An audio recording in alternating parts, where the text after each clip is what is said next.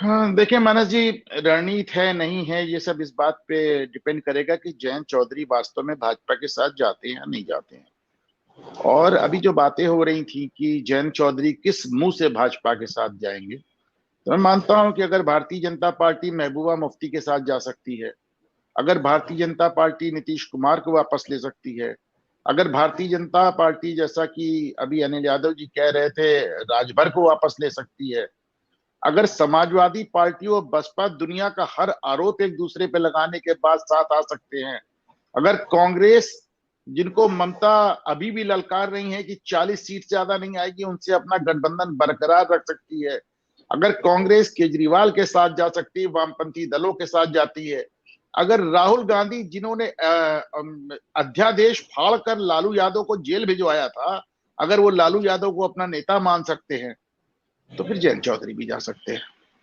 आप समझे ना, फिर वो जयंत दुनिया में कोई एकदम अलग मार्च थोड़ी ना है, वो भी इसी राजनीतिक एक घटनाक्रम का एक हिस्सा है। अब सवाल ये आता है कि अगर मैं नहीं कहता जयंत जाएंगे, मैं बिल्कुल, मेरी कोई निजी जानकारी नहीं है। पांडे जी और यादव जी राजनीतिक दलों से जुड़े लोग हैं, ये बेहतर जानते होंगे। मैं यहाँ प्रयागराज में बैठा हूं, मुझे कोई जानकारी नहीं जयंत जा रहे हैं या नहीं जा रहे। लेकिन एक विश्लेषक के रूप में, एक पत्रकार के रूप में मुझे नजर जो आता है मानस जी, कि 2004 में और 2009 में जब कांग्रेस की वेव थी, जबकि भाजपा दोनों बार हारी, उन दोनों बार जयंत भाजपा के साथ गए और एक बार 3 सीट लाए और एक बार 5 सीट लाए 2005 में, 2009 में। ये राष्ट्रीय लोकदल का सर्वश्रेष्ठ प्रदर्शन था भाजपा के साथ, एक बार 3 सीट एक बार 5 सीट। उसके बाद जब भाजपा की वेव आई, तो वो आपको एक बार कांग्रेस के साथ खड़े 2014 में नजर आए और 2019 में महागठबंधन का हिस्सा, और दोनों ही बार उनकी सीटें शून्य पे चली। तो एक बात बड़ी साफ है कि जयंत चौधरी आज तक सिर्फ एक लोकसभा चुनाव जीते हैं, वो भी भाजपा की मदद से। जयंत चौधरी नहीं, राष्ट्रीय लोकदल भी जो सीट जीत रही है 4 और 9 में भाजपा की मदद से, और भाजपा का साथ छोड़ने के बाद शून्य पे आ गई। तो उनकी एक मजबूरी भी हो सकती है। दूसरा आप देखें कि आप जो जयंत चौधरी का जो जाट लैंड है, उसमें यादवों की ज्यादा संख्या है नहीं। आपने खतौली का उपचुनाव देखा, खतौली के उपचुनाव में जयंत चौधरी ने अखिलेश यादव को खतौली में कदम नहीं रखने दिया, बैनर पोस्टर से अखिलेश यादव को हटा दिया। देखिए दोनों, मैनपुरी और खतौली दोनों उपचुनाव एक साथ हुए, जयंत उधर नहीं गए और अखिलेश को इधर नहीं बुलाया, बैनर पोस्टर से अखिलेश को हटा दिया। क्योंकि अखिलेश यादव के उस क्षेत्र में कदम रखते ही लोगों के मुजफ्फरनगर दंगों के घाव हरे हो जाते हैं, जाटों के भी हो जाते हैं, मुस्लिमों के भी हो जाते हैं। तो ऐसे में उन्होंने पूरी दूरी बनाकर रखी। जयंत चौधरी एक ऐसे नेता हैं, अखिलेश यादव आपको रोज टीवी पर नजर आते हैं, जयंत चौधरी एक ऐसे नेता हैं जो कि टीवी पे नहीं, जब कभी बोलते हैं तो सोशल मीडिया पर बोलते हैं, ट्विटर पे बोलते हैं। जैसे आपको याद होगा कुछ दिन पहले उन्होंने एक ट्वीट करके अपना यूनिफॉर्म सिविल कोड के लिए अपना समर्थन जताया था, वही यूनिफॉर्म सिविल कोड जो कल उत्तराखंड में लागू हुआ, इसके पहले ही इसका वो समर्थन जता चुके हैं। तो ट्विटर के माध्यम से बोलते हैं।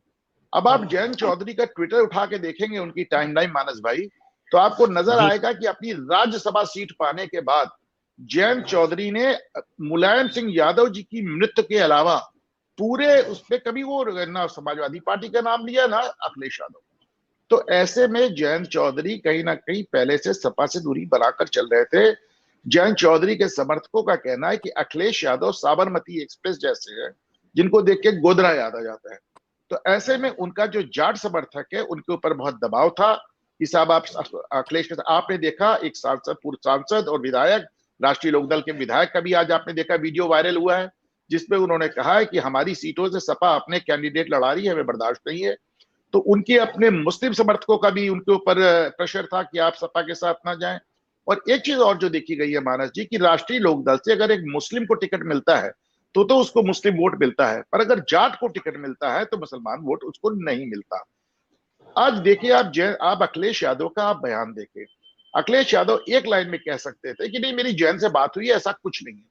लेकिन अगर अखिलेश यादव उनको किसानों का आंदोलन याद दिला रहे हैं, उनको पढ़ा लिखा होना याद दिला रहे हैं, अगर डिम्पल उनको बता लाठीचार्ज याद दिला रही है, तो फिर आप मान के चले कि कहीं ना कहीं अखिलेश यादव और जयंत चौधरी के बीच में संवाद टूट गया है।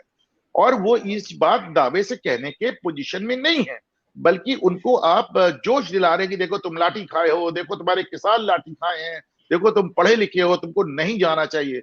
बल्कि अब तक जितनी खबरें जयंत चौधरी के माध्यम से हवाले से आई हैं, उसमें मैं अखिलेश यादव के इस बयान को, डिंपल यादव के इस बयान को सबसे विश्वस्त मानता हूं, जहां पे वो बार बार ये कहते हुए नजर आ रहे हैं कि नहीं जयंत नहीं जाएंगे, लेकिन वो ये नहीं कह पा रहे हैं कि हमारी जयंत से बात हो गई है। मानस जी। जी बिल्कुल ठीक बात है।